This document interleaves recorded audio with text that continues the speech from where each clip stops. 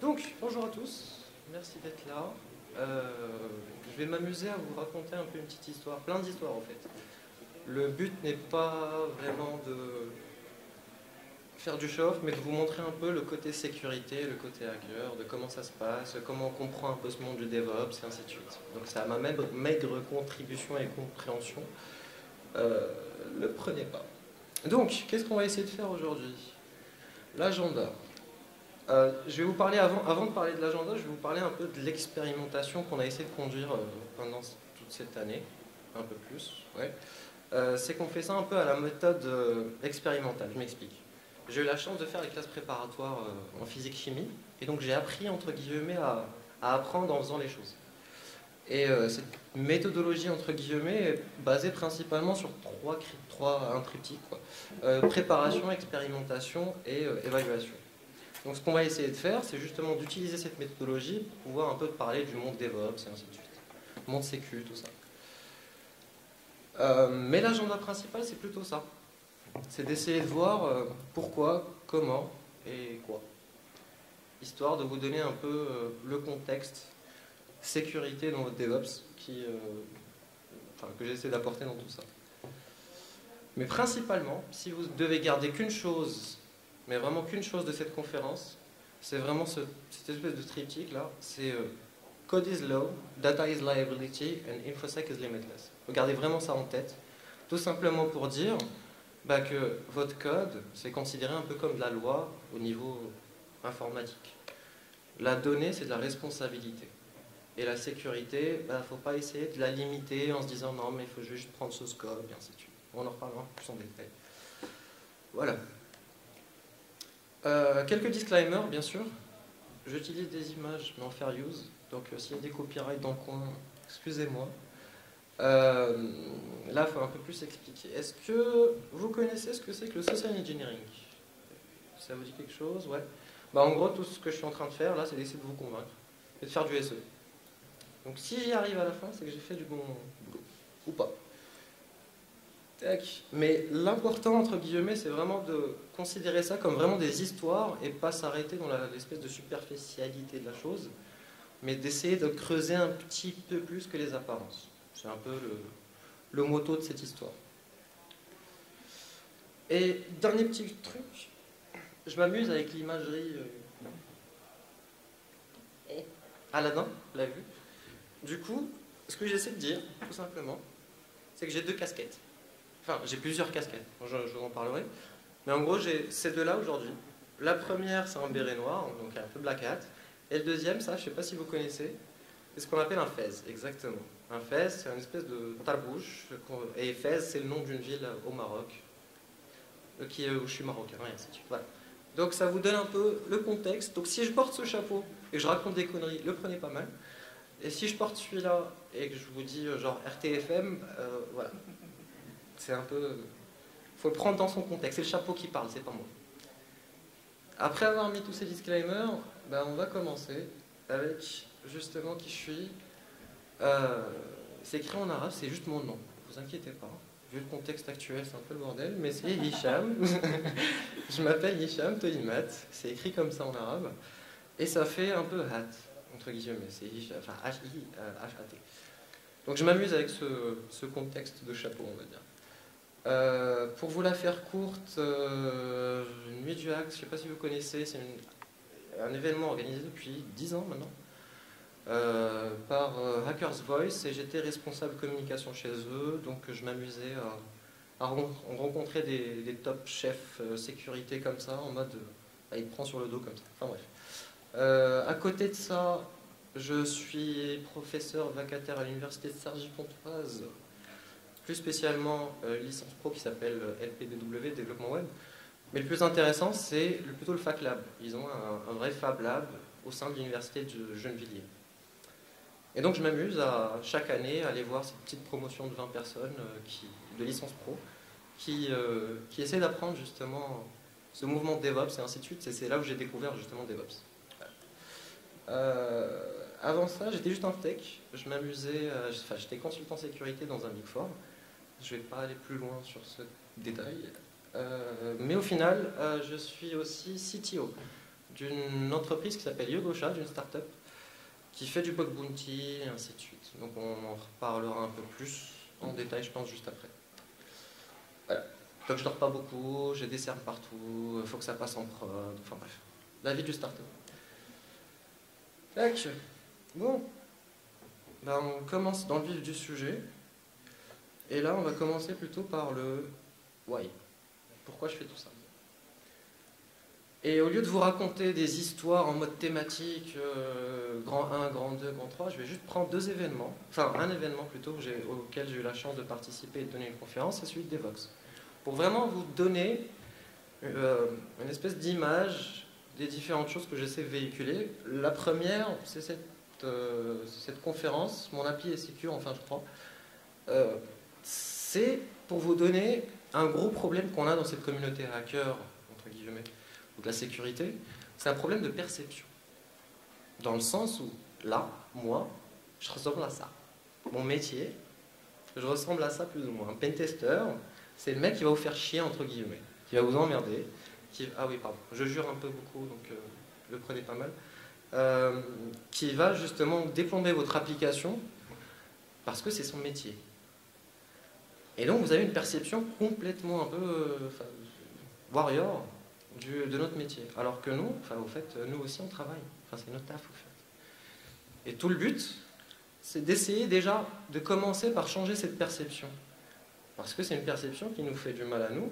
Et vous, bah, vous êtes un peu plus dans la merde parce que bah, vous ne sécurisez pas vos applications.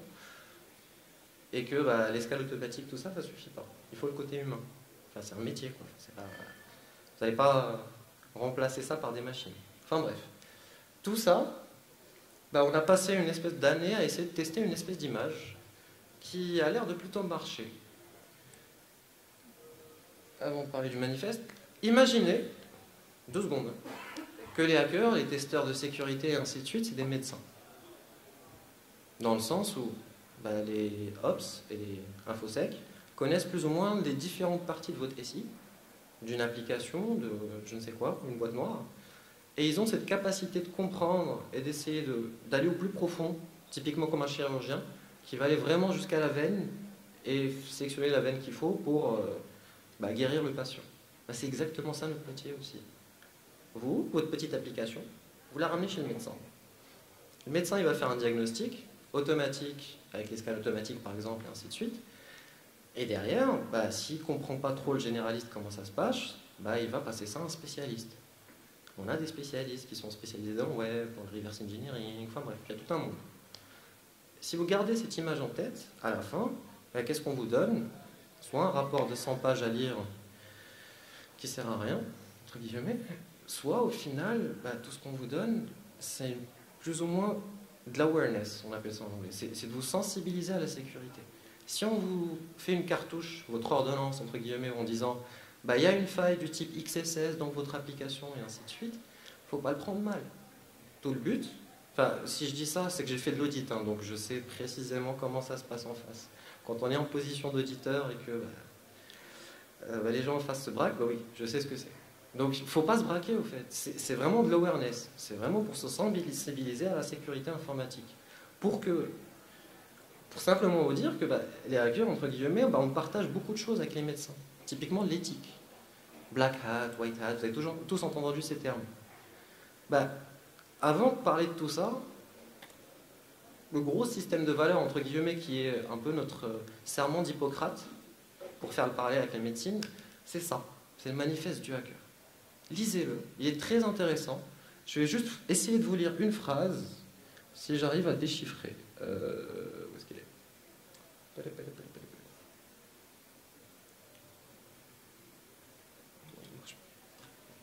Je vais juste m'approcher.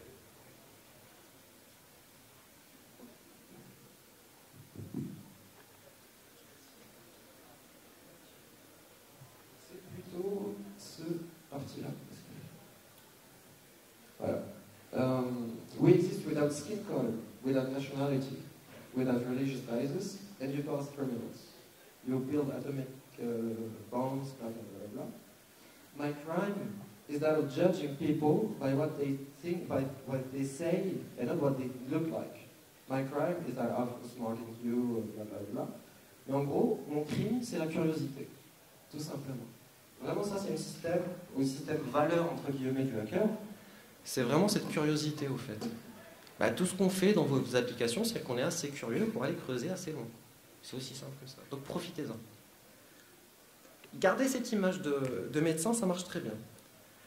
Tout ça, pourquoi je vous parle de tout ça? Bah, tout simplement, ça introduit cette histoire d'hôpital. Pourquoi je vous parle d'hôpital?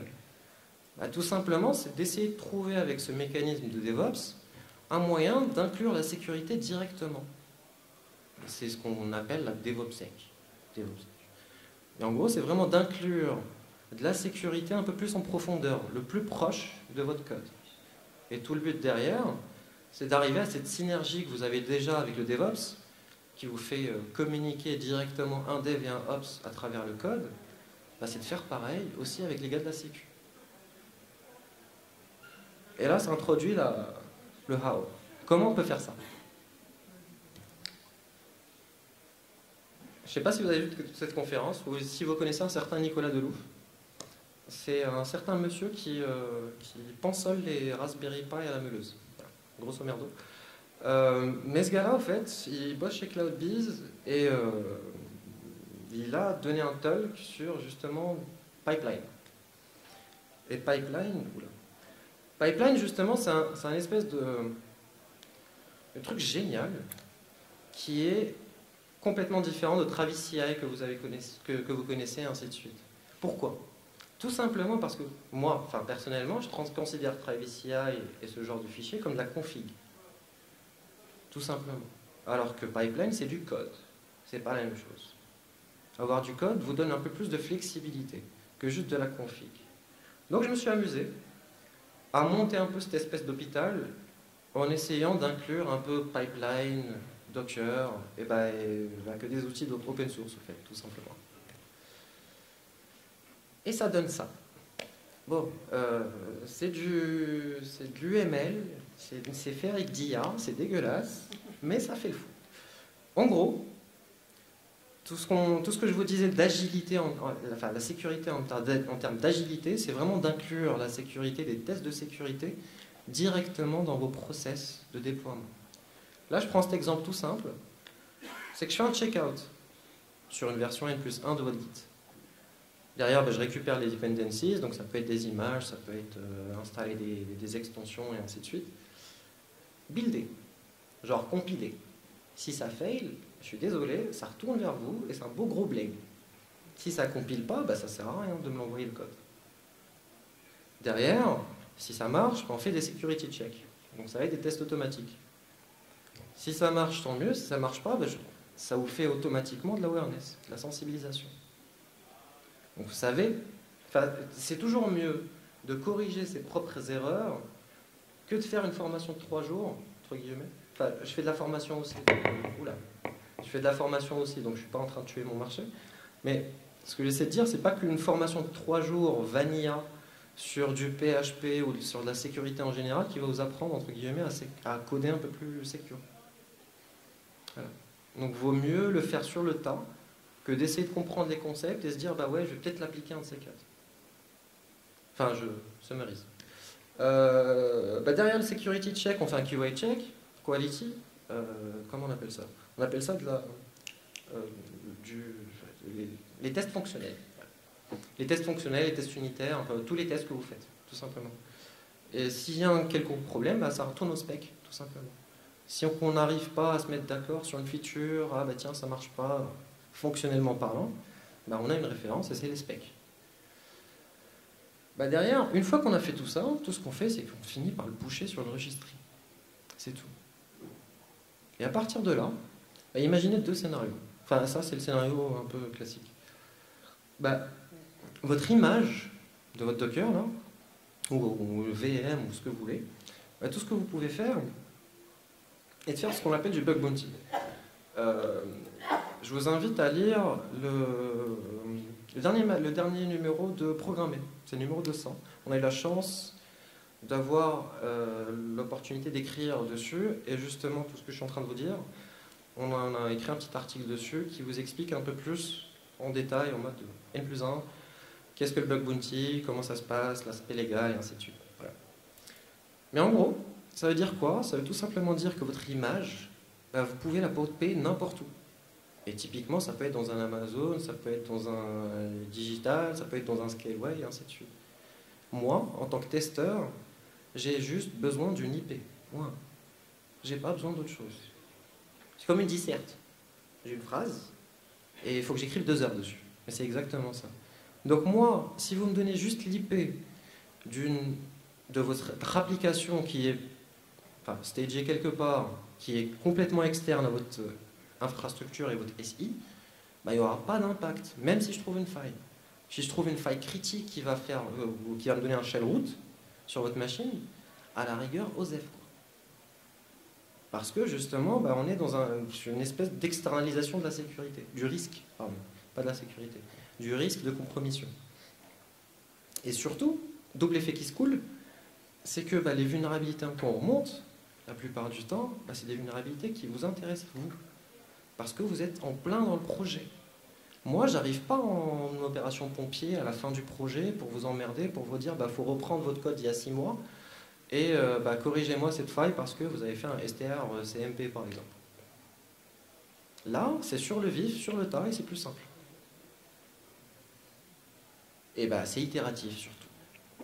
C'est surtout itératif. Bah, vu que vous pouvez builder et pusher et surtout déployer des images aussi flexiblement et aussi agilement que possible, bah faites-le aussi pour la sécu. Dès qu'il y a une faille, ça se corrige sur votre code et ça se répercute automatiquement sur une nouvelle version. C'est aussi simple et con que ça. Et pareil pour la prod, bah tout ce qu'on fait, c'est qu'on est en train de monitorer la prod, la version N. Si ça fail, bah ça nous fait du perf tuning. On sait précisément pourquoi ça a failé. Ah bah tiens, c'est les JS qui n'ont pas loadé, c'est les images, blablabla. Et bah ça nous permet de faire du perf tuning. Mais si on veut faire une nouvelle mise en prod, la mise en prod de la nouvelle version, il suffirait, entre guillemets, en plein de guillemets bien sûr, de récupérer la version N+1 du registre, de récupérer les données de la prod, de les cloner et ainsi de suite, et de faire une rolling update. Pas sur les mêmes machines, peut-être sur d'autres machines, et ainsi de suite. Tout simplement. Et si ça faille, bah on fait un rollback, et ainsi de suite. Ça, un truc comme ça nous permet de scinder un autre espèce de triptyque. C'est, vous avez votre application, vous avez le système, et vous avez la donnée. Point. Autre chose, il n'y a pas. Là, dans notre cas, il y a un système, je ferai la démo juste après. Il y a un système qui vous permet de faire de la CI, donc dans notre cas c'est du Jenkins Pipeline, mais aussi, là dans notre cas, c'est qu'il y a plein de feedbacks qui sont intéressants pour vous aussi. Que ce soit du perf tuning, de la perf programming, de l'infosec awareness. C'est vraiment un espèce de cercle vertueux qui permet un échange. Parce que moi de mon côté, je ne comprends pas le contexte de votre application typiquement. Je vais juste vous dire, tiens, j'ai trouvé une XSS sur ton application et je ne sais pas si c'est ton code, si c'est ton ORM, si c'est quelque chose. Donc tout le but c'est qu'on bosse ensemble et qu'on puisse justement échanger, comprendre ton contexte et moi de l'autre côté essayer de donner un peu plus de pertinence que la réponse toute faite qui est sanitarise tes inputs, vérifie que l'utilisateur ne rentre pas n'importe quoi et ainsi de suite. Ah voilà. Tout ça, ça nous permet d'arriver au what? Talk is cheap, show me the code. Donc idéalement, là, je regarde juste combien j'ai de temps. 20 minutes. J'ai une vidéo, mais je vais quand même tenter les demogods et on va le faire ensemble. Tac. On va commencer par le code. GitHub.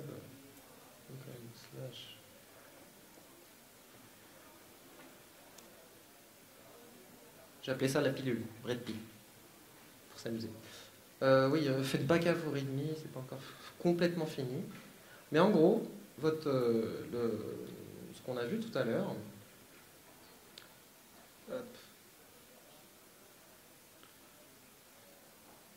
ça zoome, ouais.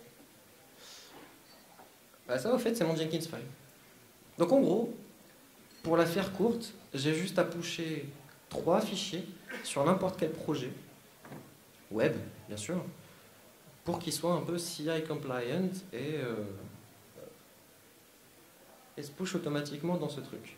Bah, comment ça se passe? Bah, tout simplement, c'est un Jenkins file que je rajoute sur le repo. Et il contient quoi? Bah, il contient un peu tout le process qu'on a vu tout à l'heure. Je le détaillerai un peu plus. Mais en gros, ça contient tout le process, le staging, les security checks, quality check, et ainsi de suite. Donc au lieu de vous montrer ça comme ça, on va plutôt aller directement dans Jenkins. Chocobo, ouais. Tac. Voilà. Donc Jenkins, tout le monde sait ce que c'est, ça va. Tac. En termes configuration, je lui fais rien.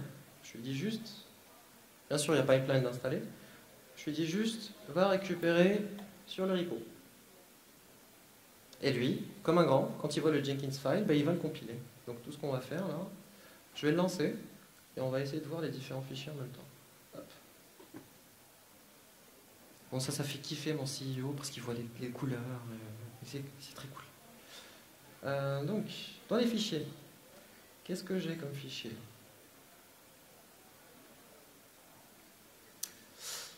Tac. J'ai quoi? J'ai un Dockerfile qui est mon application test au fait. Source, PHP. Ouais. Donc ça, c'est mon application PHP toute simple, hein, il n'y a rien dedans. J'ai une SQLite dedans au fait, c'est surtout ça. Hop. J'ai un user ID qui me récupère l'ID comme ça, sans vérification, sans rien. Hop. Bah, c'est quoi son Dockerfile? C'est que ça. Hein. J'installe PHP 5 MySQL et je rajoute l'extension. Point. À côté du Dockerfile, ou au-dessus, j'ai un truc magique qui s'appelle Makefile. Je ne sais pas si vous connaissez. Des fois, j'ai l'impression, en fait. Moi, en tant que Ops, j'ai juste à faire make run. Je ne veux pas connaître les paramètres de Docker. Je ne veux pas savoir quel volume tu montes ni ce que tu fais. Je veux juste faire make build, make run et que ça marche. Donc toi, en tant que développeur, faut quand même reprendre les bases qui s'appellent le makefile, justement. Parce que j'ai vraiment l'impression, enfin, j'ai quand même, ça fait 3 ans que je donne des cours un peu plus pour des licences pro et des développeurs, bah, des fois, ils ne savent pas ce que c'est qu'un makefile. Et ça, c'est juste magique, entre guillemets, pour moi, en tant que Ops, de juste faire make pull, make run et faire les choses, et ça fait tout seul. Et là, j'ai mon petit paramètre, non, ça push comme ça veut, ça clean, et ainsi de suite. Vous voulez que je fasse un git clone et je vous le montre ou... Oui? Ok. On va le faire. Donc, qu'est-ce que j'ai Docker ici? Ouais, j'ai Docker. Donc, si on va à code... Est-ce que j'ai un red pill quelque part? Ça doit être programmé.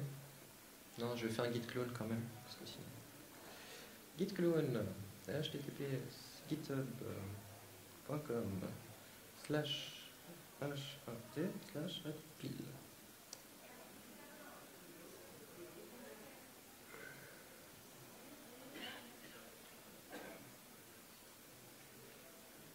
Internet, s'il te plaît. C'est des fichiers. Bon, il y a des images, mais bon.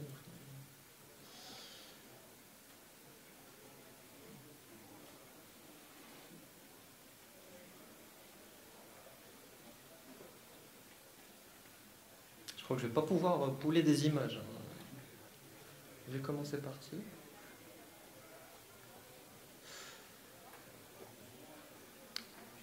Pourquoi je vous parlais du make, tout ça, en attendant que ça se compile? Bah moi j'ai juste à faire ça au fait, tout simplement.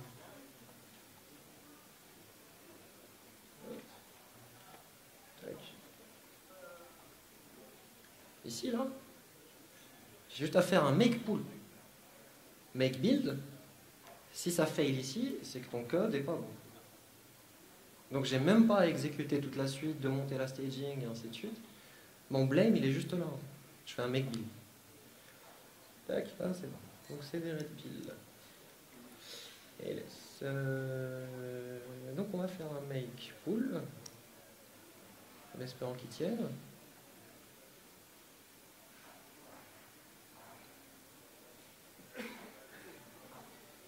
Heureusement que c'est pas des images à 1 giga.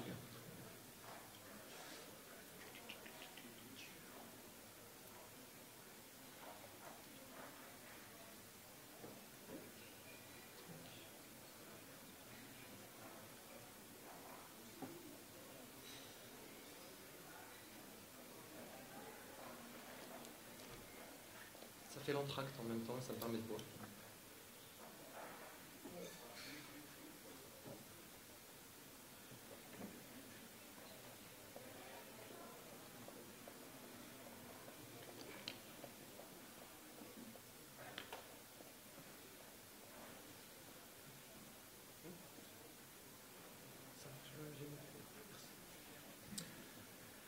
Bon, vous me croyez ou pas encore? Parce que je vous avouerai que ça marche. Merci. Donc, je vous parlais du Makefile, je vous parlais du Jenkins file, je vous parle du Dockerfile. Bah, c'est 3 fichiers au fait. C'est ce qu'il me faut. Pour pouvoir pusher, entre guillemets, de bout en bout. Donc ce qu'il a fait ici, c'est qu'il a fait mon petit git clone, il a tout récupéré, il est tout content. Il a vu son Jenkins. Là, heureusement, bien sûr, j'ai déjà toutes les images. Donc il fait mon make build. Test build, pardon. Il est là, il fait mon make build, il regarde, ça marche bien. Là, au fait, je pop des conteneurs. Tout simple. Des conteneurs qui vont encapsuler votre application. Et, genre là, typiquement, qu'est-ce que j'ai? Bon. On va faire ça comme des durs. On va aller récupérer la console direct.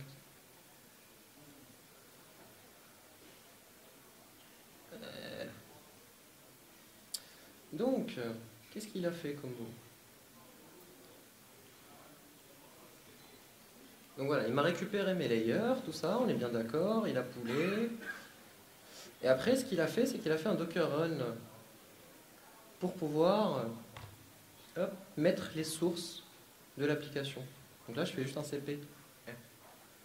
Donc il monte un volume sur une BusyBox, et derrière, il va copier les fichiers dans /data. /own bien sûr, parce que sinon ça ne marchera jamais. Derrière, on va faire pareil pour la donnée. Et donc à partir de là, j'ai un espèce de set de données. Vous arrivez à lire ou il faut que je zoome un peu? On va zoomer un peu. Tac, ça sera mieux. Où est-ce que j'en étais? Oui, donc il copie les fichiers de l'application. Mais surtout, ça c'est le plus intéressant en fait. C'est que moi, j'ai un espèce de set de données de staging. Parce que je ne vous raconte pas le nombre d'audits où je me retrouve en environnement de pré-prod avec des données de prod. Des true story. Et pas de security, rien. Enfin bref. Donc avoir des données de prod et des données de staging propres, c'est toujours bien. Ça permet de pouvoir justement faire les choses un peu plus simplement. Donc après, il va l'enregistrer, tac tac, il va builder et il va runner un Docker run avec les bons paramètres. Bon là bien sûr, je l'ai fait un peu à l'arrache, mais normalement les paramètres devront être comme ça en fait, vu que c'est des passwords. Hein. Et laisser comme ça, c'est pas bon. Et tout ce que je fais, je prends le fichier SQL, je le monte dans le dossier docker entry point initdb.d, qui permet tout simplement pour un container MySQL de monter les images, enfin monter les données directement au startup. Est-ce que vous connaissez Trafic? Oui, vous avez vu Emile, c'est un gars génial, il fait des trucs magiques. Il faut regarder la dernière release qu'il a faite, il a fait des choses magiques. Moi, tout ce que je fais derrière, j'utilise Trafic avec les bons paramètres.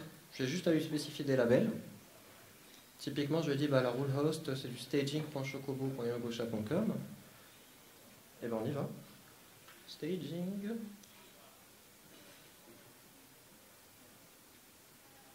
Voilà, ma petite application. Qui me fait une erreur parce que c'est normal. Tac. mon appli, elle marche en staging. Tout simple.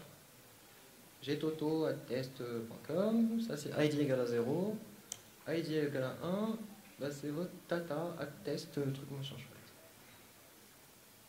Oui, hébergé sur Scaleway, ça tourne sous Debian, c'est du Docker, ça utilise Trafic, OASP, je vous en parle juste après, Jenkins et PHP, enfin Apache MySQL. Tac. Donc là, je lui dis, c'est cool, ça marche.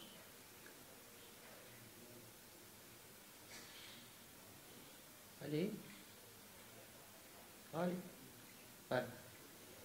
Il dit merci, tu peux continuer. Tac. Bah, tout ce qu'il va faire derrière, c'est qu'il va pocher deux instances. Une instance entre guillemets bug bounty et une instance de prod. Oui, je vous ai pas parlé de sécu. Bon, en attendant qu'il finisse. Bah, Zap, au fait, c'est un espèce de scanner automatique de sécurité. Hop. Je vais juste vous montrer l'output qu'il m'a fait. Donc voilà, une fois qu'il a monté le staging, il va monter le OWASP Zap to Docker. Il va curler en attendant que l'app réponde. It works. Et il me fait un scan. C'est un quick scan. Il me dit issue found 0. Si je vous montre le Jenkins file, il y a un autre type de scan, un passive scan. Sauf que lui, dès que vous avez un warning, ça kill le build. Donc c'est assez poussif, quoi. Mais bon, tout est paramétrisable, options, tout ça. Hop. Bah après ça, une fois que c'est bon, tac tac, il m'a monté une instance bug bounty. Et il m'a monté une instance. Ça va être là. Hop. Prod. Double effet qui se coule. Bug bounty, j'ai juste pris le volume staging. J'ai pas créé de nouvelles données, ainsi de suite. J'ai juste pris les données de staging et j'ai monté l'application comme ça. Ça me permet de tester sur des données qui ne sont pas réelles. C'est pas vos données de prod. Et ça, c'est aussi simple que utiliser votre Jenkins file en disant, bah tiens, toc, qu'est-ce que c'est, bug bounty, blabla, voilà. J'ai juste rajouté ça. Link, staging DBID avec la DB et puis c'est tout.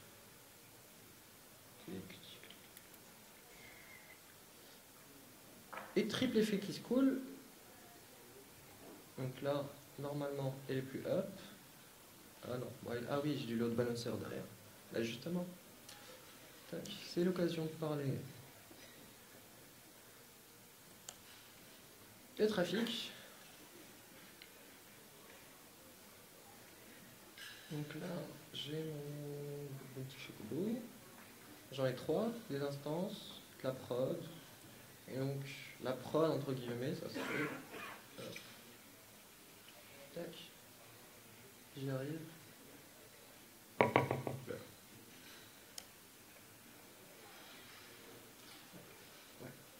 Quasiment fini. Je conclue dans 2 minutes. Voilà. Et ça, c'est typiquement des données de prod, par exemple. Tac. C'est le nom du co-founder, des deux co-founders, Yassir et Fabrice. Et je voulais juste vous montrer un dernier petit truc. Union select. Qu'est-ce que j'ai sélectionné? Nom, prénom, email. Je crois que c'est ça. On va regarder. C'est plus simple. Tac. Tac. Tac. PHP. Donc, qu'est-ce que j'avais pris? Username, nom, prénom, email.